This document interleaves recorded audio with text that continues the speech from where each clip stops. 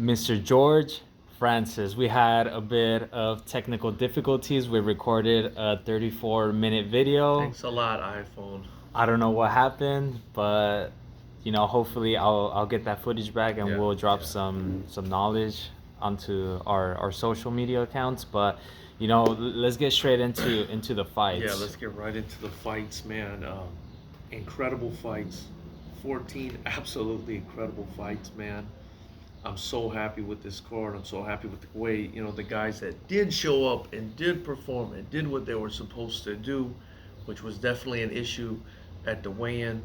And I do want to say probably the least professional weigh-in that we've dealt with, unfortunately. But luckily that didn't translate into the card, which was probably, I mean, are we saying this is probably the best card we've ever had? I mean, I know we say that all the time, but my goodness, this was just crazy. We might be biased, but I don't know.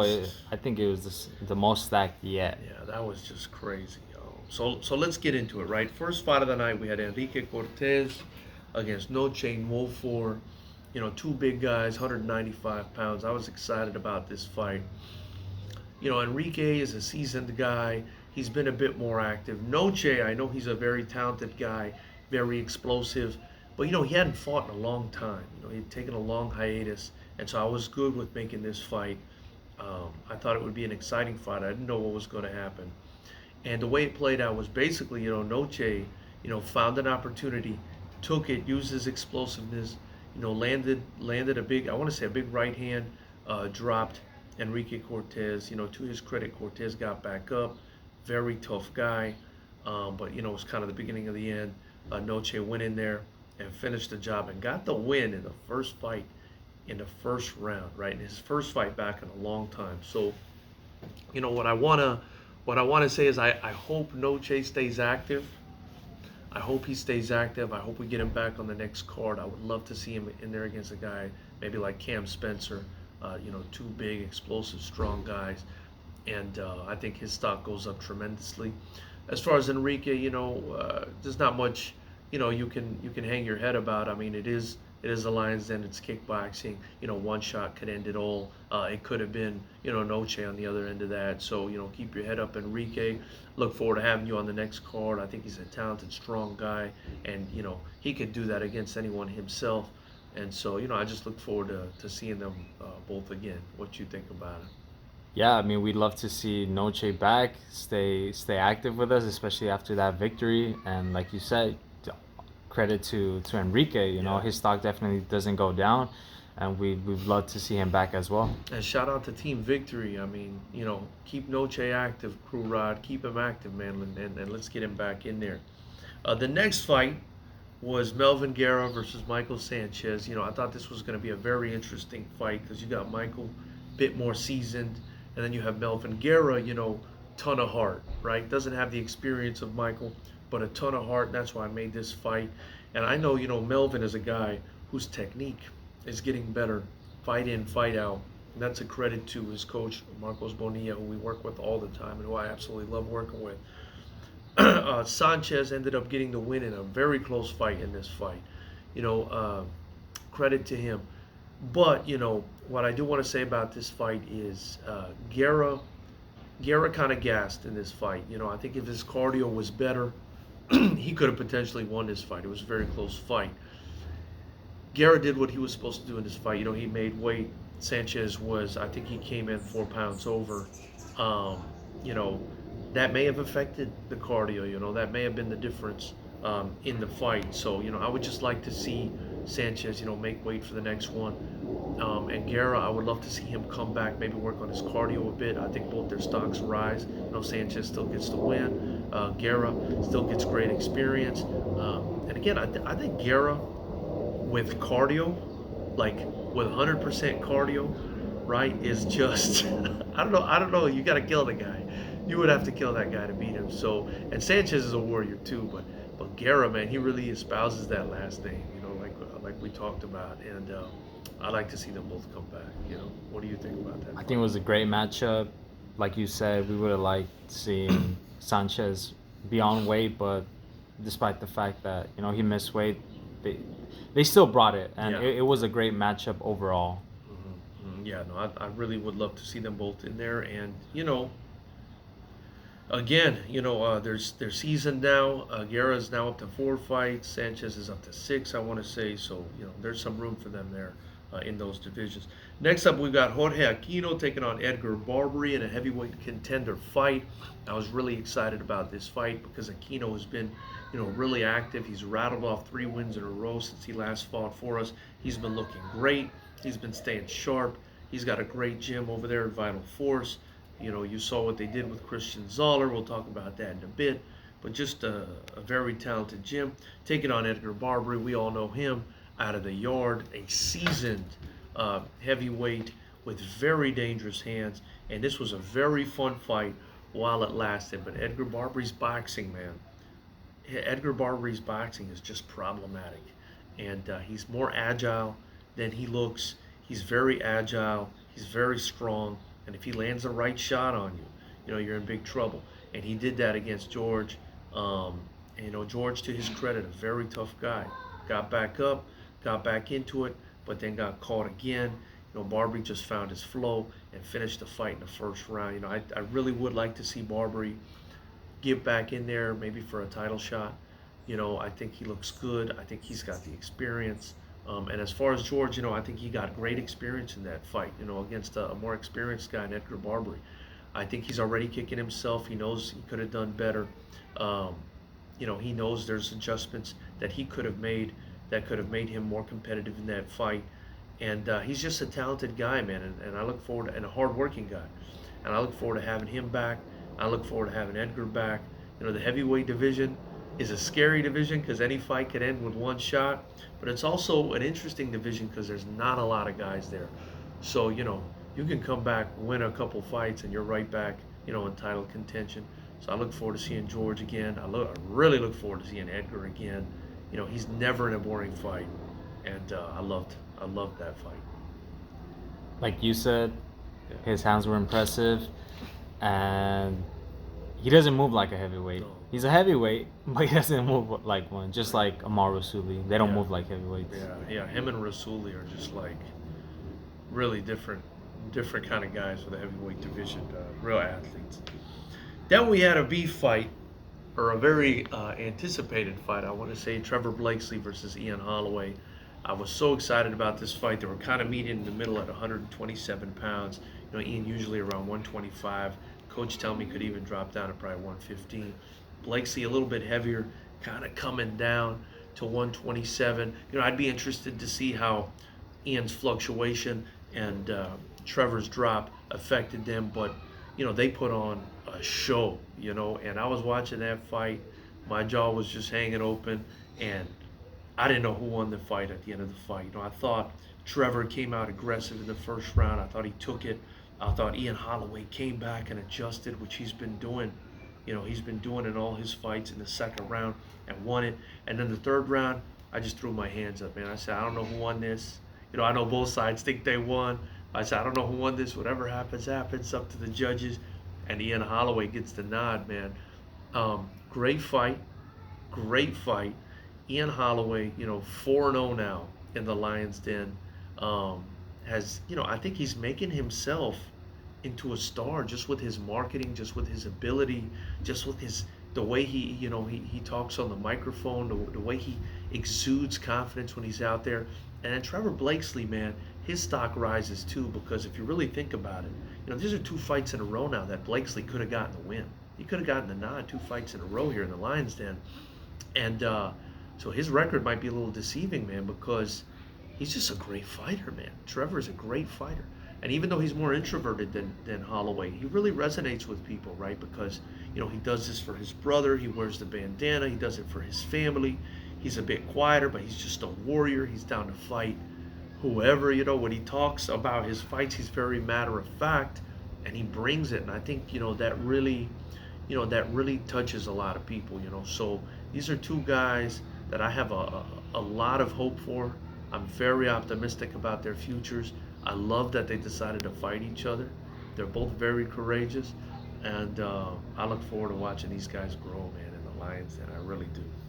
I think both their stocks went up. Even though Trevor Blakesley didn't get the dub, we saw an improved version of him Yeah. compared to his last few fights. And obviously, Ian Holloway, he's on a hot streak. So neither guy, They're just getting lost better, anything. man. Yeah, they're just both getting better and better, and I look forward to continuing to work with them.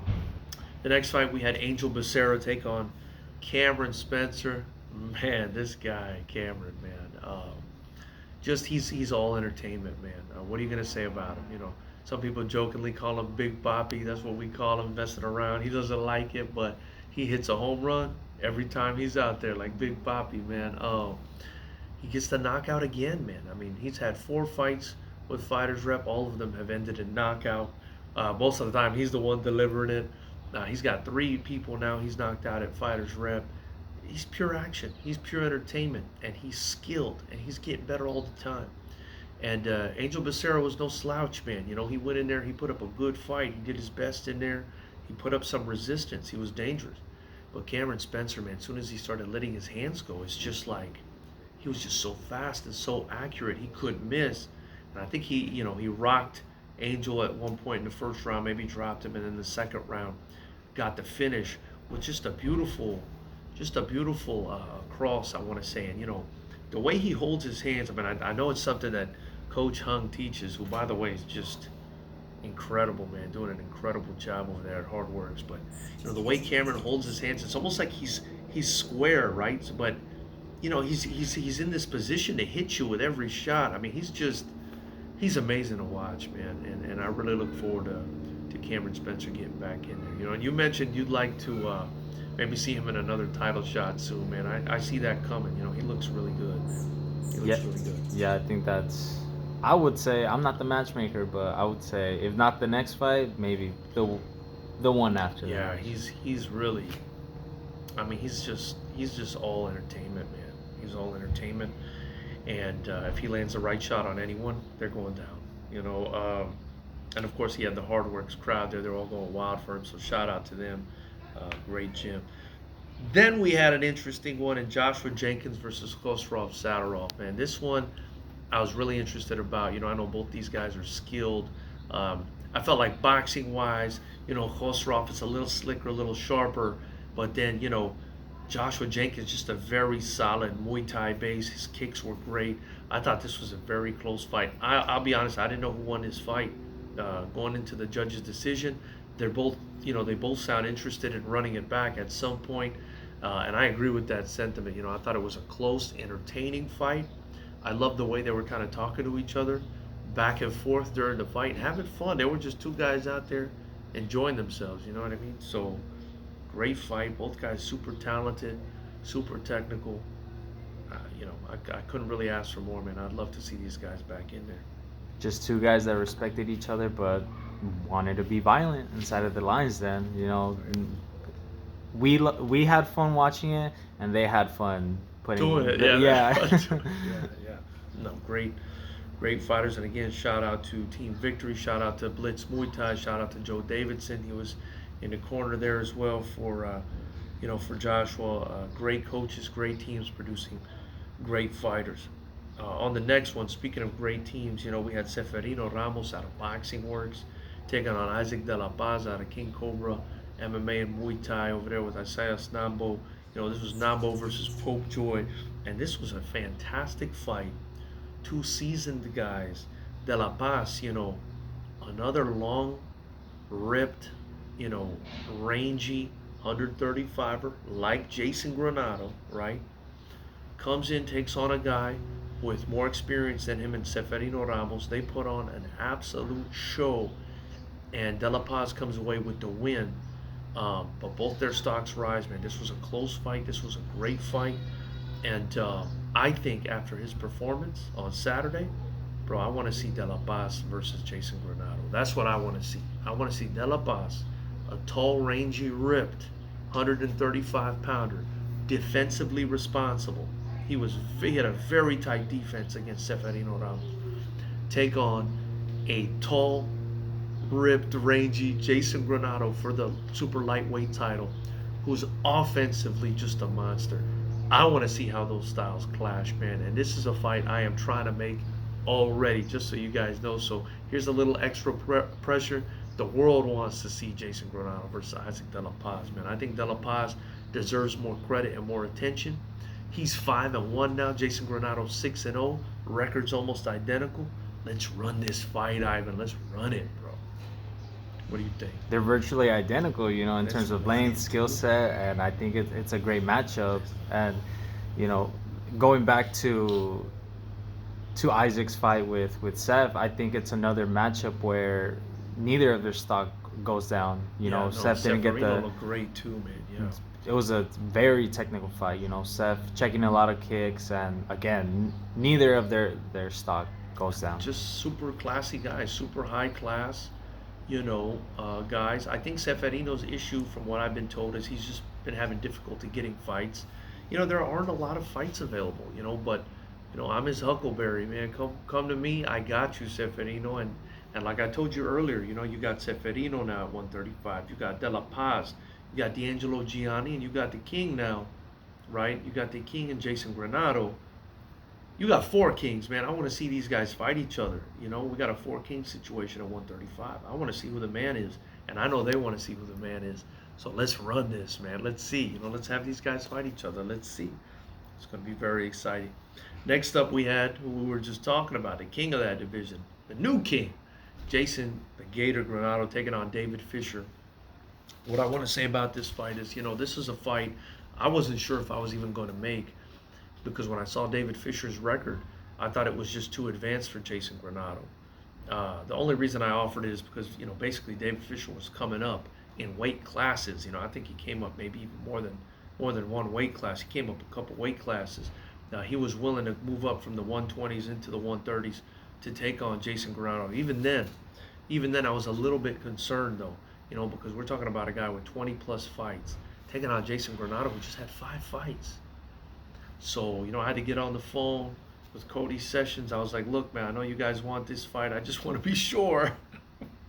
Because the commission's making us sign a waiver here. I want to be sure, you guys are okay with this fight. Cody said, man, you better just make this fight, George.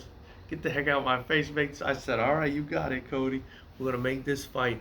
Of course, he wasn't like that. He was much more respectful, but he was very confident in his guy. And when a coach, especially like Cody, is that I respect, is confident in his guy, I'll make the fight if I'm on the fence. So we made the fight. Shout out to Dan's Gym. They were incredibly professional. They came all the way out from Arizona. They wanted this fight. 5 rounds for a title, late notice. Fisher coming up in weight class, but with experience on his side. Granado less experienced, but with size on his side. They put on a show. But Jason Granado, man, just an absolute buzzsaw of a fighter. Throwing, like he said, fastballs down the pipe with his baseball background, and just gets the finish in emphatic fashion, man. Just looked deadly out there. I've never seen him look so scary. And, this is one of the few fights where he didn't really get hit. Usually we see him get hit. Maybe there's a little bit of a hole in the defense that someone, lands a shot on or something. In this fight, he stayed at range. He understood his length a bit better. He understands his speed and his power.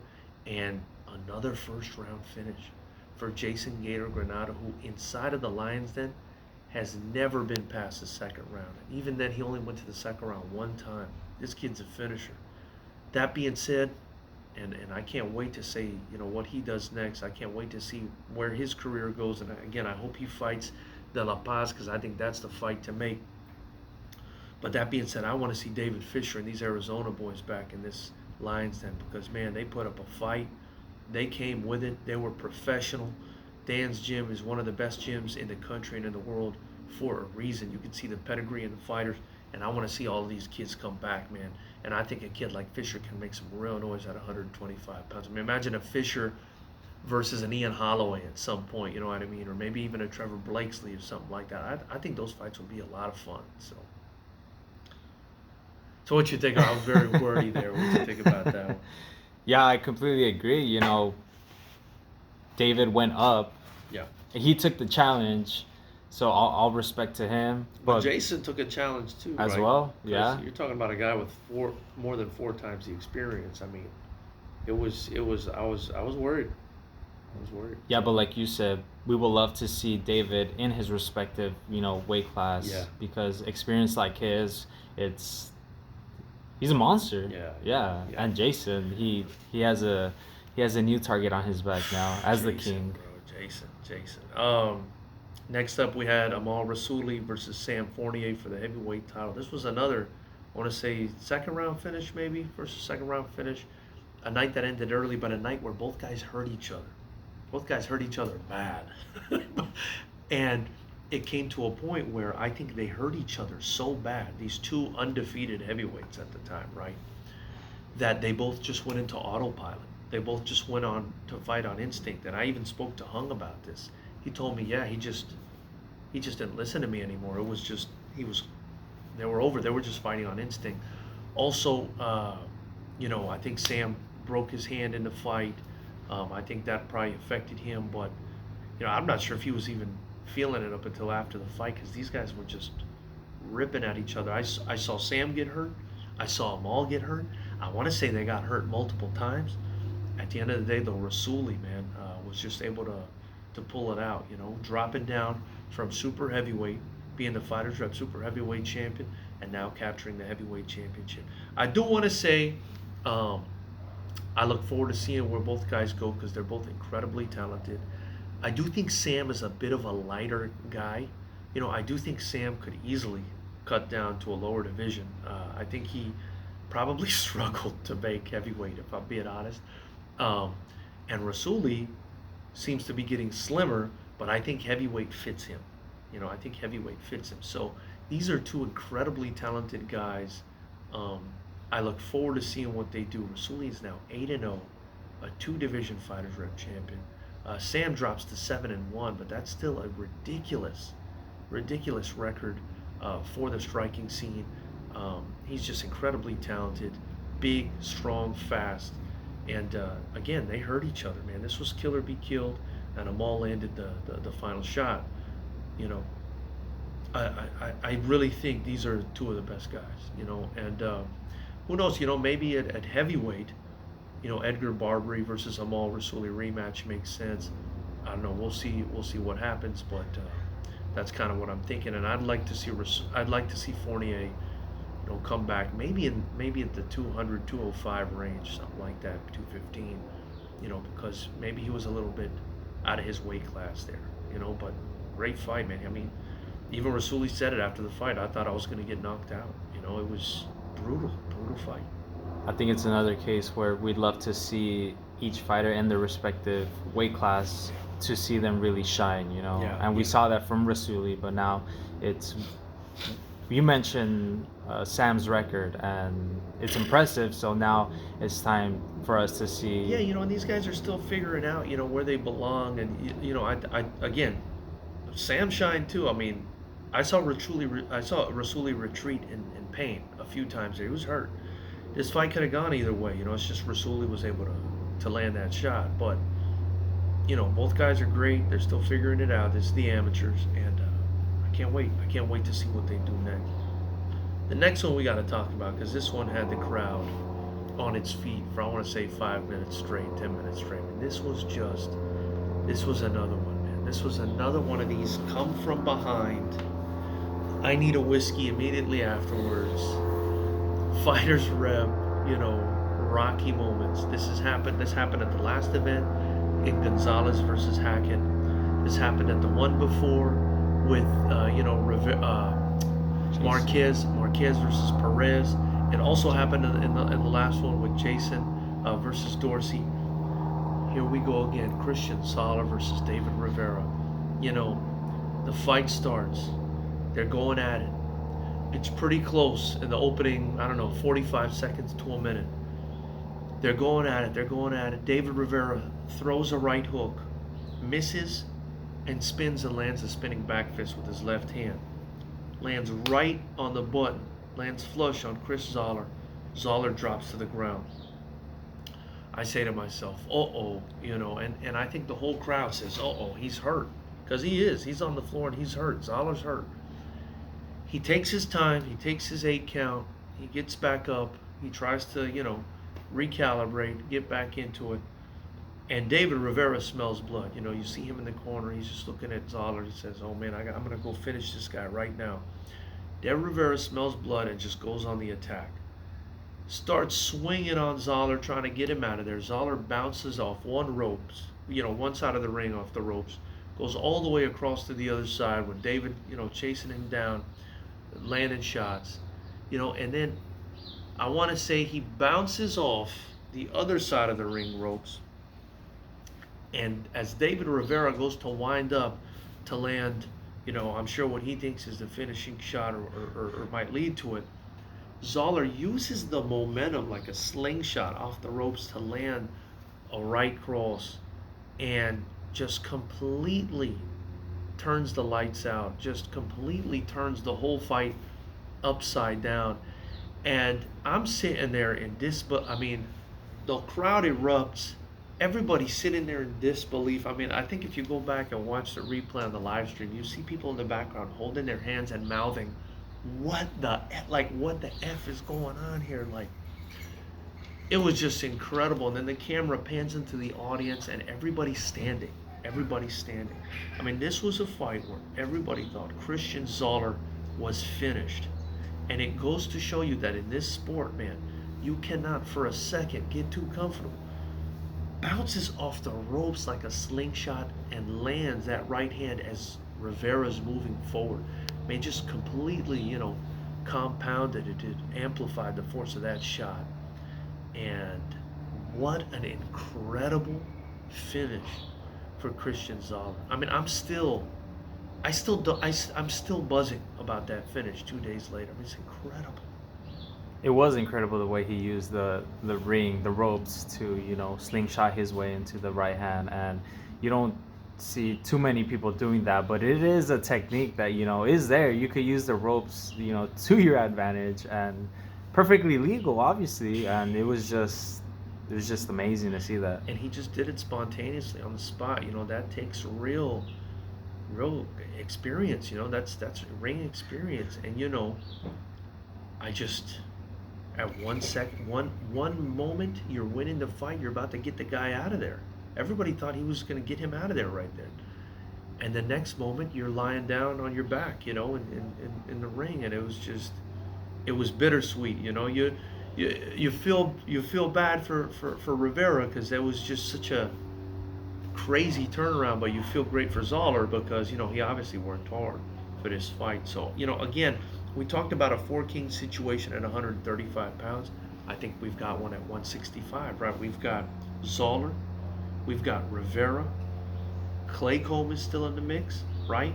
Even though he lost to Rivera last time when he comes back. And then we had Giovanni LaRue sitting ringside, a guy who's fought Zoller in the past twice and gone 1-1 with him. How amazing would it be to have the rubber match against Zoller at 165 pounds? And Zoller did show interest for Joshua Caldwell. But, Joshua Caldwell was not there for this fight. Apparently he got into a car accident, so I don't know what's going on with Caldwell's future. I hope he's okay. So I don't know what's going to happen there, but I think Zoller versus LaRue would be a fantastic fight to make. That's just my opinion. Anyway, let's move on to the co-main event of the evening. Another barn burner, man. I think this might have been a fight of the night for me. Darren Smith versus Mike Segura. Two veterans in the Southern California fight game. Two guys that have, I want to say, 30-plus fights each to their name in the pro scene between MMA and everything else. Decided to step into the lion's den, and this one did not disappoint. First round, they're both landing shots with bad intentions. Great round. Second round, they're trying to figure it out. Darren's trying to be aggressive. Segura's trying to be smart, use his length, stay on the outside, throwing a lot of check hooks, trying to catch Darren coming in. And at one point, lets his hands go, throws a 1-2 down the pipe. That 2 lands, and he drops Darren Smith, and he hurts him bad. And you see Darren get up, but he's still a little wobbly. And I'm saying to myself, Mike Segura could finish him right now. Segura goes in there, Darren gets back up, lands a couple shots, but the round ends. The round ends before he can really capitalize. And then Darren Smith, like he always does, man, comes back in the third round, drops Mike Segura himself, and gets the win in a very close fight. I really wasn't even sure who won this fight either, to be honest with you. But congrats to Darren Smith. He gets the nod from the judges, able to come back in that third round and turn the. If he doesn't drop Segura in that third round, I don't think he gets that win. At best, he gets a draw, probably the loss. So credit to Darren Smith, man, a warrior through and through. And credit to Mike Segura, his first kickboxing fight ever. Comes out there, nearly gets the finish. I think he's probably kicking himself a little bit for not putting a little bit more pressure on Smith in that second round when he had him hurt. But these two guys, I want to see back in there, baby. I want to see these guys back in there. So, kind of tell me what you think about that. So let me ask you, this is fight of the night. I think it's up there, only because it's high stakes pro fight. You got one guy getting dropped in the second round, and you got the other guy coming back and getting dropped in the third round. And I thought it was a close fight. I didn't know. And by fight of the night, I mean very competitive. I would say the other one is probably Blakesley versus Holloway. I mean, I don't know. What are your thoughts? I would probably have to agree with Smith versus Segura as fight of the night. Yeah, just because of the back and forth and. Well, you better agree with me, Dan. Like you said, Smith got caught. He was rocked, and he came back and he got the nod from the judges. So he was able to recover and eventually get the dub. So he was coming forward. He was aggressive. He took that fight. What I want to say about Segura is I felt like if he would have let his hands go a bit more, obviously, I mean, I'm not in there with Darren Smith, who my understanding is. He hits like a tank. But I think if he would have let his hands go, especially when he had Smith hurt, he could have changed that fight around for himself. But listen, it was his first ever kickboxing bout. I mean, what's Mike Segura going to look like in a couple kickboxing bouts? You know what I mean?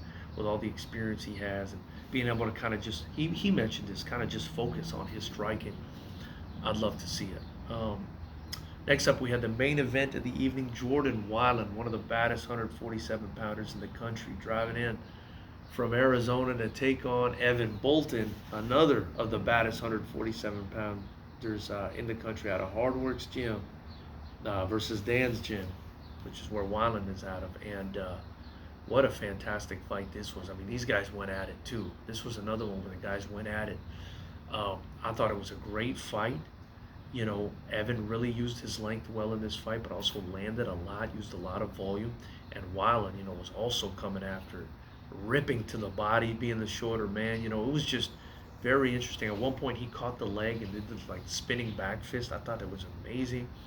At one point also, I remember, Bolton landing a nice high kick that kind of wobbled Weiland. It was just a pure action fight. I mean, these are two warriors. And even Bolton afterwards was just like, man, when he got the win, he's like, man, that guy just kept coming forward. Jordan Weiland is a guy I want to see again. And Evan Bolton is a local star already, man. Evan Bolton is a star out of Long Beach. And everybody in Long Beach and everybody in Los Angeles needs to get behind this kid. This kid's now 4-0 in the professional ranks. Evan Bolton, man, he's a special kid, man. I can't wait to bring him back. I hope to have him on the next card to find him an opponent. And I feel exactly the same about Jordan Weiland. I want that boy back. I want that kid back. That kid's a dog. Shout out to both kids, man. Great fight. Both their stocks go up. Win or loss, both their stocks go up. Loved that fight. Loved that main event fight. I thought they showcased a great kickboxing performance, especially with the new rule set. Great clinching. They will catch the kick, but quickly release it and then counter.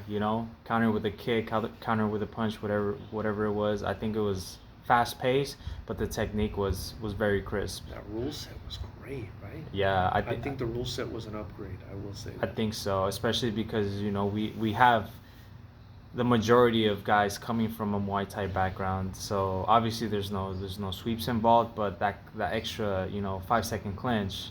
Definitely. 3 to 5. Oh, 3 to 5. Active. Active, exactly. Yeah, they're not going to let you clinch if you're not active. Yeah. That's what's great about it. And I also thought to myself when we changed rule sets, one-handed clinch is not natural. When a guy wants to throw a knee, he wants to grab you with both hands and throw it. So I just felt like it would be better for the guys, to have that. So, and I think it worked out. A great fight. I mean, Would you not pay to see Weiland and Evan Bolton fight multiple times in the future? I mean, I want to see these guys fight again. The next fights were the Poslims. You know, we had Michael Gutierrez taking on Anders Borg in fight number 13. It was a really good fight. I felt like, you know, Gutierrez gets to finish. It's his second finish in a row at FightersRep. I felt like he was hurt, though, in that first round. I don't know if you saw it. In the first round, Borg landed an uppercut. Looked to me like he wobbled Gutierrez along the ropes. So this was a fun fight. And Borg, you know, a very talented young man. I look forward to seeing him again. Gutierrez, 2 finishes in a row. I look forward to seeing him again. But Borg, you know, my understanding of Borg is, you know, and big credit to him. My understanding, he was very sick. My understanding is he had the flu and was thinking about pulling out, and he didn't.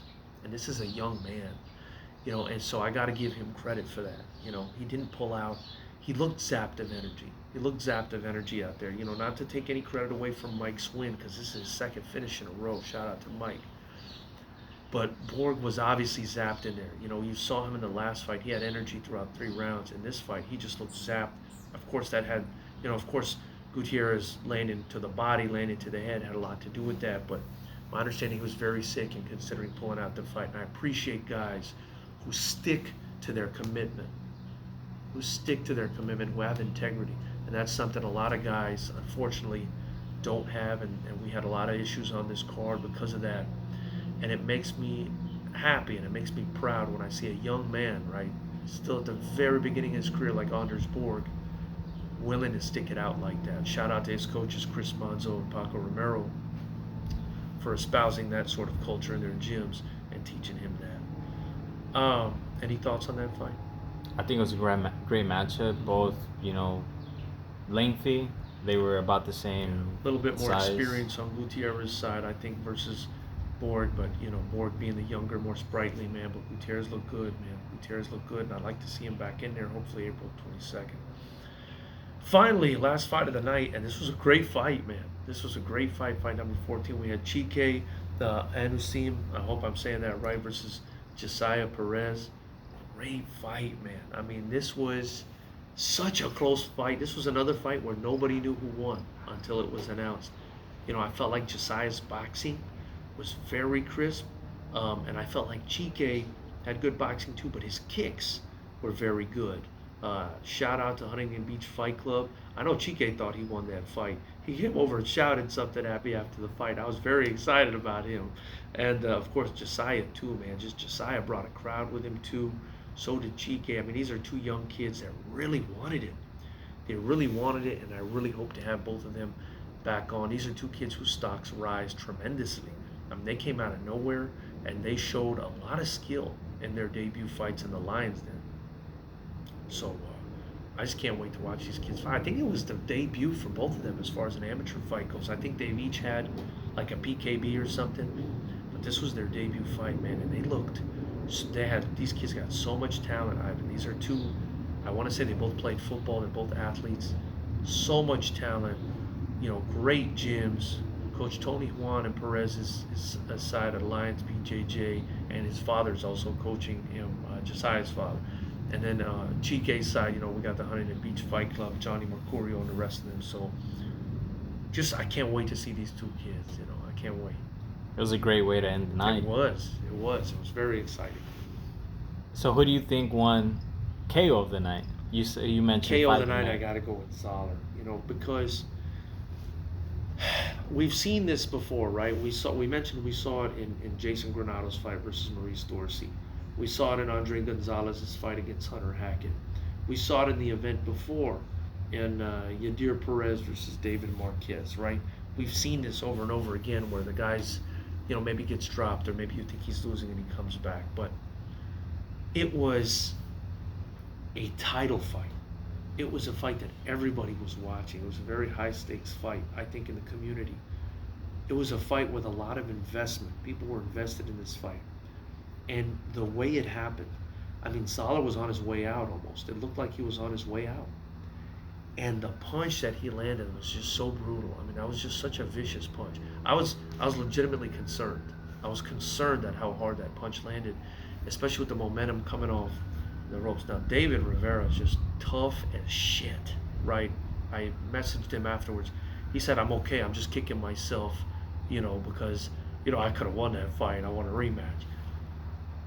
But I mean, that was a brutal shot, and David took a hard fall and his head hit the back of the canvas. And, his eyes were glazed over, and I was just very worried. I get very worried, and it's just, it's a heavy knockout. It's a heavy knockout.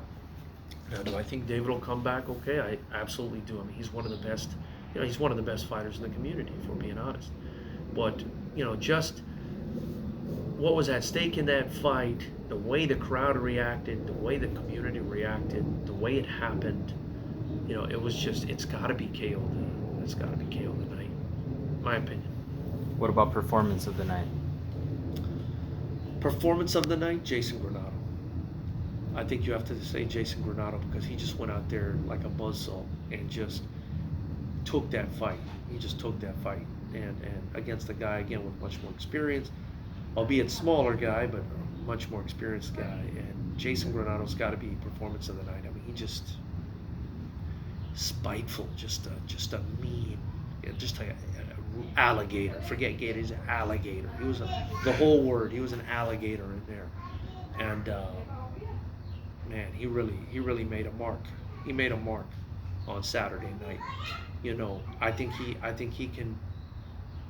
can beat anyone. I think he can beat anyone. Other guys can beat anyone too. Like I said, we got the four kings at 135. We got Granado, we got Gianni, we got Ramos, we got De La Paz, who I'd like to see with Granado next. Any of these guys can win, but man, Jason Granado, you're telling me he can't beat any human being at 135 pounds? He can't. He can't. Any final words before we sign up? Si se puede. Any final words? Just thank you to everyone. One thing I would like to see from the community, and obviously it's not from everyone, but I just want to continue to press this issue. I want to see more responsibility. I want to see more accountability. I want to see more discipline. Do not forget your tickets to weigh in. Do not forget to sell yourself and sell the show. Do not show up unless you're going to show up on weight. And do not lack communication with us if you don't feel like you're going to make weight. Your fight can be saved if we know weeks ahead of time. That's the reason we message you every week about your weight. Do not wait to tell us that you're 10 plus pounds or whatever it is overweight on the day of weigh-in. Do not. That's a disrespect to us. That's a disrespect to yourself. That's a disrespect to your opponent. Stop doing that. That's all I gotta say. Thank you so much. Tickets go on sale for FightersRep 18 on the 22nd. That's on Wednesday. That's in, what is that? That's in 2 days. Tickets go on sale to FightersRep 18. It's going to be again at the Commerce Casino, this time in the ballroom. It's the event center. They're having a poker tournament, so we're going to be up in the ballroom. You're not going to want to miss this card. If you're a fight fan of any sorts, you do not miss a card that has a 50% knockout ratio. Let's see you guys at FightersRep 18 on April 22nd. You get your tickets again in 2 days on the 22nd. They go on sale on FightersRep.com. Also for the fans, buy early and put the fighters' names in. We can't get them credit after weigh-in. A lot of people bought after the weigh-ins, and put their favorite fighter's name in. But we can no longer give financial credit to their gym if you do that. Put their name in, buy early, put their name in so these fighters, their gyms, get a little bit of money out of it, you know what I mean? And get a little bit of credit. And for the pros, we actually give them a percentage straight to them. So definitely, if you're gonna buy tickets for these guys, do it ahead of time so they earn the commission, because after weigh-in, we can't keep track anymore, because that's when the tickets get turned in. So that's all I gotta say. I look forward to seeing you guys. Thank you so much for everyone that came out. Like, comment, subscribe, share this video, join Knucklehead Nation, hit that join button. It's just $9.99 a month. Subscribe to the channel. We're a fan-funded promotion, so if you join, just $9.99 a month, or you buy some merchandise below, that helps us fund what we're doing here. We don't have any major sponsors, but shout out to the ones that we do have that are great sponsors. We got Citizen Athlete Project and Ali Optimal Wellness. Check them out. We also got Fairtex hooking us up with gloves. Prophet Lovey has sponsored us in the past. Shout out to him, but we don't have any major corporate sponsors. This is mostly fan funded. So we hope you guys join and help us out. Thank you so much. Thank you, George.